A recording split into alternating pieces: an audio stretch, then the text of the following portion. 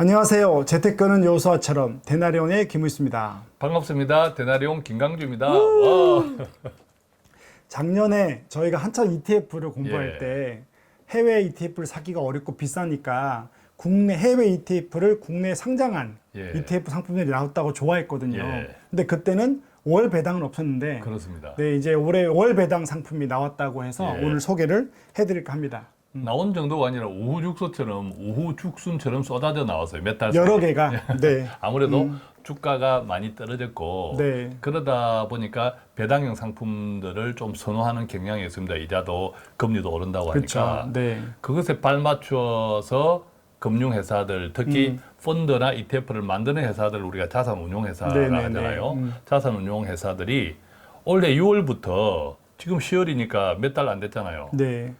올해 6월부터 몇 달 안 되는 사이에 월 배당, 월 지급식 ETF가 무려 11개나 우죽순처럼 등장해서 쏟아졌습니다. 이건 쏟아졌다고 표현해야 돼. 11개가 동시에 나왔으니까. 그죠? 네. 물론 그전에는 분기 배당 또 반기 배당 ETF는 있었어요. 네네네. 몇 개 있었는데 월 배당이 와르르르 쏟아졌다. 네. 올 6월부터 앞다투어 등장했는데 가장 최초로 나온 것은 신한자산운용의 SOL 미국 S&P 500이란 게 있고 네. 그다음에 미래에셋 자산운용, 그다음에 또 삼성자산운용 네. 등등해서 네. 토탈 한 11개 정도가 출시되어 있다. 물론 자세히 살펴보면 뭐 일본 리츠도. 상품도 월 배당으로 살짝 다시 네. 바꾸어서 리모델링이죠. 바꾸어서 나온 것도 있지만 토탈 월 배당이 지금 11개나 있다. 이런 행편입니다. 근데 뭐 6월 달에 11개가 우후죽순처럼 나왔다고 해도 뭐 미국은 이미 뭐 그죠. 예.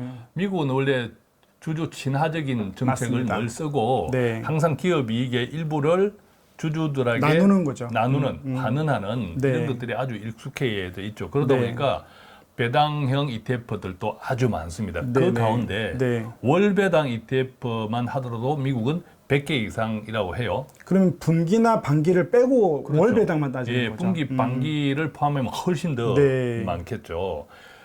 그러다 보니까 미국 ETF 배당, 월 배당에 한국 투자자들도 많이 관심을 가지고 있는 상품들도 있습니다. 센터장님들도 주로 이제 고객들이나 하고 있는 것들이 있잖아요. 그렇죠. 뭐 많이 듣는 게 이제 JPI하고 예. 그다음에 QYLD, 음. 네, 또 이제 DIVO 예, 이거 그런 세 가지 정도가 것들이죠. 가장 유명합니다. 예, 네. 가장 유명하다 보니까 네. 한국에 출시된 월 배당 ETF도 네. 유명한 것들을 뺏겨온 것들이 있어요. 추종한다는 모방, 거죠. 네, 그죠? 모방, 예, 추종. 모방해오는데 예컨대 미래에셋 자산운용에서 만들어 출시한 타이거, 네. 미국 나스닥 100, 커버드 콜 합성 같은 경우에는 네. QYLD를 모방해왔고 자, 잠깐만요.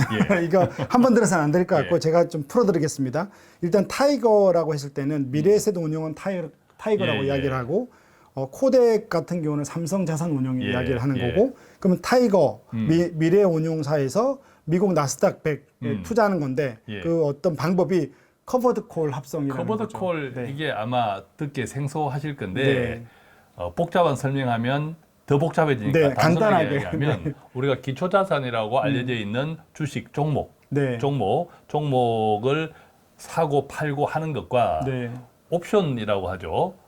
콜 옵션, 풋 옵션 이런 게 있는데 그 중에서 네. 콜 옵션을 네. 사고 파는 것을 반대로 움직이게 해서 네. 그 차익을 확보하는 전략이 커버드 콜입니다. 이 정도 하긴 하죠. 이 정도 그러니까 하긴 쉽게 하는데. 말해서 한쪽에 올라가면 옵션을 콜을 통해서 방어하니까 방어하고, 그냥 예. 쉽게 말해서 해지를 한다 예, 이렇게 그래서 보면 되겠네요. 주로 네. 주식이 떨어질 때 콜 옵션 매도를 통해서 적당한 이익을 네, 네, 확보한다. 네. 즉 손실을 네. 좀 줄이다. 이렇게 운용하는 것이 커버드 콜인데 네. 이 미래에셋 운용에서 조금 전에 말씀하신 이 ETF 같은 경우에는 네. 미국의 월배당 QYLD를 뺏겨왔다. 네. 자, 그 다음에 네. 삼성자산운용의 코덱 네. 여기에 미국 배당 프리미엄 액티브라는 네. 상품이 있는데 네. ETF 이것은 미국의 DIVO를 뺏겨왔다.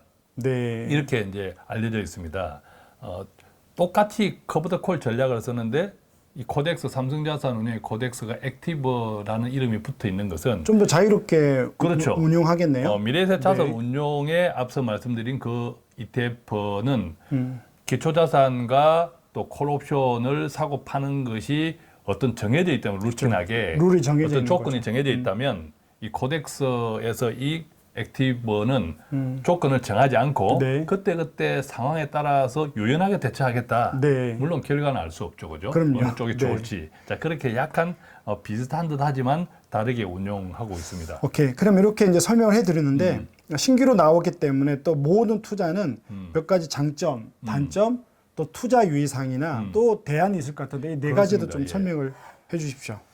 먼저 장점부터 네. 말씀드리면 아무래도 거래가 쉽죠. 한국 상장이니까 그렇죠. 우리가 미국의 뭐 QILD나 이런 것을 네. 투자하려면 네. 일단 기본적으로는 밤중에 해야 되잖아요. 이거는 물론 뭐 주간 거래도 있긴 하지만 그래도 잠을 잘 수 기본적으로는 있죠. 편하게 새벽에 안 해야 되니까. 이것은 한국 상장이니까 네. 그냥 낮 시간에 네. 주간 거래를 쉽게 할 수 있고 그다음에 네. 환전이 필요 없습니다. 일단 한국 돈으로 다 해요. 그렇겠네요. 그렇지만 내부적으로는 달러에 투자하는 겁니다. 그래서 기초 자산은 달러인 그렇죠. 거죠. 우리는 한국 돈으로 투자하지만 네. 내부적으로는 다시 네. 그것을 환전해서 미국에 투자하는 거다라고 네, 이해하시면 네. 되고 네. 가장 큰 매력은 아무래도 배당을 매달 받을 수 있다. 뭐 이것 때문에 관심이 많아진 듯합니다. 이게 장점입니다. 요즘같이 장이 안 좋을 때 몇천 원이라도 들어온 거 되게 기분 좋습니다. 그죠? 해보니까. 네. 마치 월급처럼. 네네네.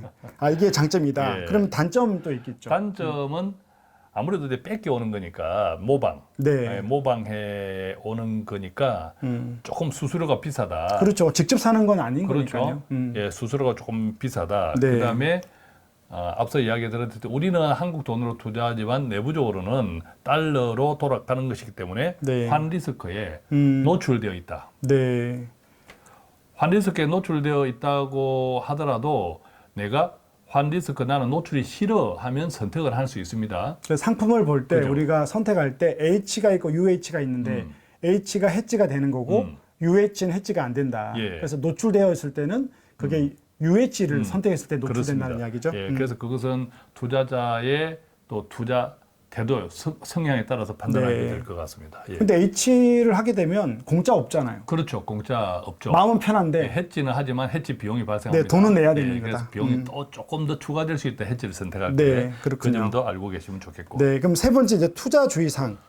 자, 그럼에도 불구하고 네. 최근에 우후죽순처럼 몇 달 사이에 11개나 쏟아져 나왔단 말이에요. 그러네요. 이때는 조심해야 될 것들이 있습니다. 몇 가지가. 첫 번째는 아직까지는 거래량이 그닥 많지는 않아요. 그래서 한 11개 월배당 ETF를 매일간 거래량을 살펴보니까 평균 1억 원이 안 되는 것도 있고 몇 천만 원. 그러네요. 막 일간. 3천만 원, 뭐 그렇죠. 1천만 원 이런 것도 예, 있네요. 예. 그 다음에 5억, 10억. 네. 자, 이렇게 일간 네. 거래량이 있는 것도 있는데 네. 아무래도 거래량이 많지 않으면 네.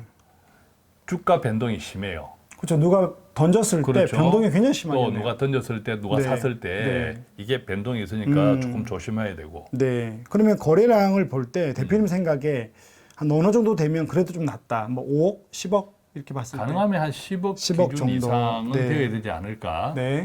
이런 생각이 듭니다. 그 다음에 네.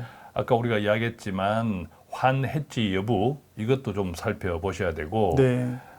채 1년도 되지 않았습니다. 어쨌든 몇 달 됐죠. 그러니까 그렇죠.